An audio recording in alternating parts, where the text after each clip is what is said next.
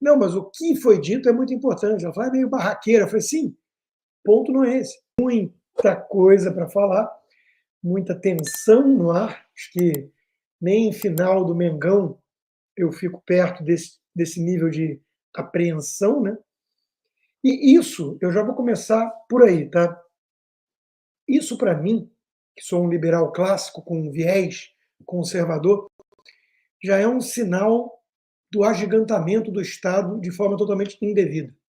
O sonho dos liberais clássicos era que a eleição para escolher o comandante do governo federal não fosse algo que parasse o mundo, porque não deveria ser tão relevante assim. Mas isso mostra a concentração de poder na esfera do executivo e por que isso passou, então, a ser tão relevante. E, de fato, é. Hoje, o que está em disputa são dois modelos diametralmente opostos de Estado. Duas visões de mundo muito distintas. Soros de um lado, Elon Musk do outro. Kamala Harris e o establishment democrata, Trump e o povo de classe média trabalhadora. Eu escrevi sobre isso na minha coluna da Gazeta do Povo hoje. Recomendo que todo mundo assine o melhor jornal do país. E o resumo é exatamente esse. Eu vi o meu amigo Roberto Mota falar a mesma coisa, né? Elon Musk versus Jorge Soros. E é curioso, né? Que a esquerda é socialista, quer resultados iguais, é contra o acúmulo excessivo de capital, mas tem como seu grande sponsor, aquele que mais assina cheques e influencia nos bastidores o Partido Democrata, né? Um bilionário especulador. Agora, o Elon Musk, que é um empreendedor que fez foguete da ré, fazer baliza e economizar bilhões e bilhões na indústria aeroespacial, que vende o carro elétrico mais desejado do mundo, esse virou vilão. Né? Então, vamos falar de tudo isso, mas antes vamos começar com guerra cultural, porque é o que dá o tom da guerra política, é o que está por trás, muitas vezes. E veja só que coisa. Polícia Federal, que quando não está indo intimidar patriotas a mando do Alexandre de Moraes, faz um trabalho razoável. PF conclui que Colômbia mandou matar Dom e Bruno na Amazônia. Vocês lembram desse caso? Acho que muita gente já esqueceu, né? Investigação realizada pela Polícia Federal confirmou que os dois foram mortos devido a atividades fiscalizatórias na região. Ou seja, nada que ver com Jair Bolsonaro. Óbvio. Mas vocês devem lembrar o que disseram as celebridades, os artistas, a imprensa na ocasião. Tentaram imputar esse assassinato no Jair Bolsonaro. Quer dizer, é um nível de desonestidade dessa turma e, de certa forma, é isso que está em jogo nos Estados Unidos também. Né? As celebridades arrogantes que aparecem para cantar musiquinha quando a Amazônia está em chamas e as girafas estão morrendo, se der para culpar o Bolsonaro pela morte das girafas na Amazônia, e desaparecem logo depois, quando tem recorde de queimada, mas o governo é de esquerda. Outra notícia, né, também não muito surpreendente, mas foi confirmado, então, que o boxeador argelino Imani Khelif, que ganhou o ouro nas Olimpíadas Femininas, é, pasmem, homem. O relatório clínico revela que uma ressonância magnética determinou que ele não tinha útero. O que é uma mulher? Perguntaria Matt Walsh. Mas sim testículos internos e um micropênis. Ora, não posso perder a piada. Talvez ele seja japonês, mas homem ele é. Homem ele é. Isso, uma vez mais, era evidente para todo mundo com um mínimo de bom senso, mas aquela turminha toda de artistas e jornalistas militantes ficaram dizendo que era preconceito condenar um homem que espancou mulheres e levou o ouro feminino. Né? O mundo anda um tanto enlouquecido e de certa forma, entre outras pautas, é isso que está sendo decidido hoje também. Se nós queremos a continuação de um mundo maluco, woke, que acha que homem pode bater em mulher se achar que é mulher, ou se a gente quer o resgate do bom senso contra a agenda woke. Eu canso de falar aqui para vocês, isso talvez seja o grande resumo da guerra cultural, né? As agendas das minorias e do meio ambiente não tem nada a ver com minorias e meio ambiente, tem a ver com o esquerdismo. E olha aqui que ótimo exemplo. Jojo Todinho é desligada do quadro de musas da mocidade no Rio. Por quê? Porque ela anda soltando o verbo contra a esquerda. Teve um vídeo que até eu divulguei ontem. Eu confesso que eu não sabia que era a Jojo Todinho, porque estava bem diferente dessa foto, cabelo muito curtinho, meio alourado. Mas o que foi dito me agradou muito e eu compartilhei. Minha filha até mandou mensagem depois: pai, você está compartilhando o Jojo Todinho? Eu falei: ah, é ela? É? Não, mas o que foi dito é muito importante. Ela falou: é meio barraqueira. Eu falei: sim, ponto não é esse. Eu nunca fui fã de Jojo Todinho, mal sei quem é, mas se eu era um tanto indiferente antes, eu continuo indiferente agora em relação ao lado, digamos assim, artístico dela, mas o que ela disse faz todo sentido. Ela está sendo cancelada porque ela tirou uma foto com a Michelle Bolsonaro, porque ela é de direita. E ela faz um ponto muito bom, né? Quer dizer, o negro é livre ou não é livre? Vocês querem a volta da plantation, da escravidão velada?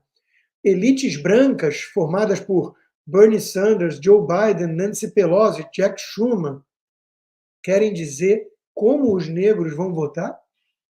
Então, esse era o ponto dela. E é um ponto muito legítimo, né?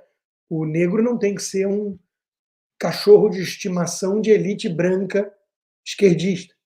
E é isso exatamente que essa turma quer. Movimento feminista. Movimento feminista não está saindo em defesa de uma mulher para lá de corajosa, até quase suicida, no Irã. Por quê? Porque é fácil, né? Esfregar as tetas na cara de padre velho no Ocidente não tem muito risco, né? Agora, e lá no Irã desfilar seminua, isso é um convite para o apedrejamento, né? Então, lá sim existe uma razão para um movimento feminista mais ativista, digamos assim, em defesa dos direitos iguais entre homens e mulheres. Porque não é nada disso que existe no Ocidente hoje. Direitos iguais no Ocidente já existem há muito tempo. Aliás, o Andrew Klavan, do Daily Wire, até brincou, né, e piadas são proibidas hoje em dia no mundo woke, por que foram deixar as mulheres votar. Né? A grande coalizão do Partido Democrata hoje são marginais, infelizmente negros, porque não tanto quanto no Obama, que foi mais de 90%, mas ainda mais de 70% vota no Partido Democrata, porque não entendeu que os democratas exploram a cartada racial, né? Elite jovem universitária, que sofre lavagem cerebral, né, dos marxistas nos campi universitários, e mulheres que têm 6 gatos e são solteironas, acreditaram no feminismo, odeiam o casamento, odeiam os homens, e estão infelizes, amarguradas e por aí vai. É uma figura de linguagem, mas a Kamala Harris tem mais de 10 pontos percentuais a favor dela quando se divide por gênero. E o Trump tem mais de 5 pontos a favor em termos de homens.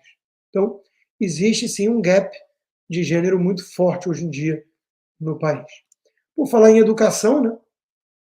Olha o tipo de questão que cai no Enem. Além da questão da cultura africana, gente, cuidado. O objetivo ali é passar no vestibular, né? No antigo vestibular. Então não pode escrever verdade. Não pode falar da guerra tribal na África, do machismo, de como as mulheres eram tratadas, das religiões supersticiosas. Se falar essas verdades, não vai passar. Tem que mentir, tem que inventar o pan-africanismo, falar que era tudo maravilhoso, que antes da chegada do homem branco malvado, todos viviam em paz e harmonia, não existia guerras tribais assassinas, e por aí vai. Mas Olha a questão do Enem enaltecendo o Black Lives Matter, enaltecendo um movimento marxista picareta. A fundadora comprou casa de 6 milhões de dólares na Califórnia. É um movimento picareta, marxista, radical, financiado pelo Soros, olha aí, o vilão, e está na prova do Enem. Você sabe quem é o patrono da educação brasileira?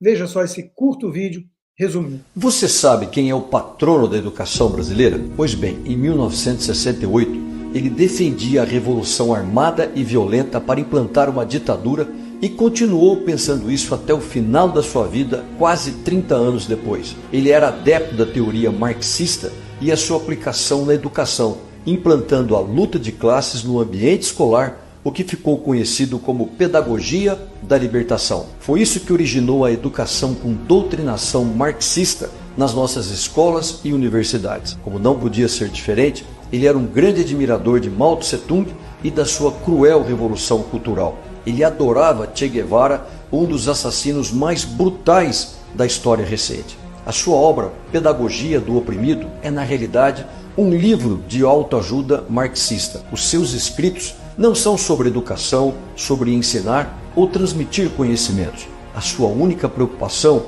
é criar os meios para uma revolução marxista.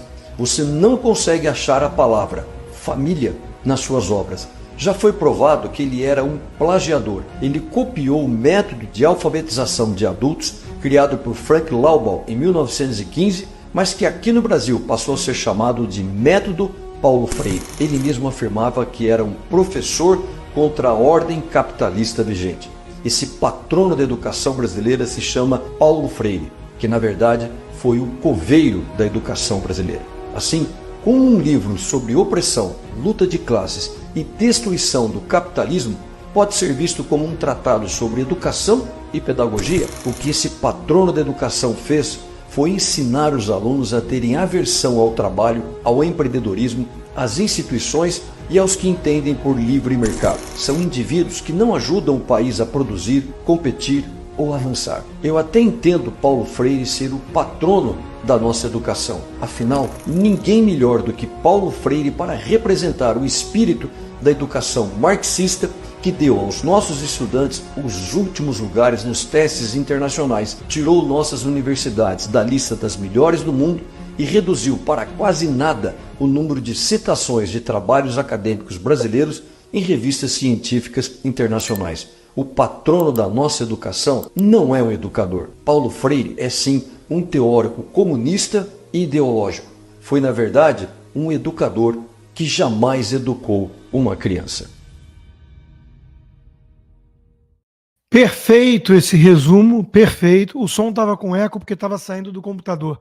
Agora sim, para que eu paguei tão caro por esse Shure, né, MV7? Então, deve ter melhorado agora o áudio. O Paulo Freire é idolatrado pela esquerda radical americana. Tem livros e livros elogiando ele. Tem livros também criticando agora, finalmente. Porque é exatamente isso que querem levar e estão levando há décadas para as salas de aula aqui nos Estados Unidos. A luta de classes marxista. A visão de opressores e oprimidos jogando uns contra os outros, destruindo a capacidade de ensino objetivo. Até a matemática passa a ser um instrumento da supremacia branca, blá, blá, blá. Então, é contra isso que estamos lutando também, e por isso é tão importante o Trump vencer. Ainda na guerra cultural, para terminar, né?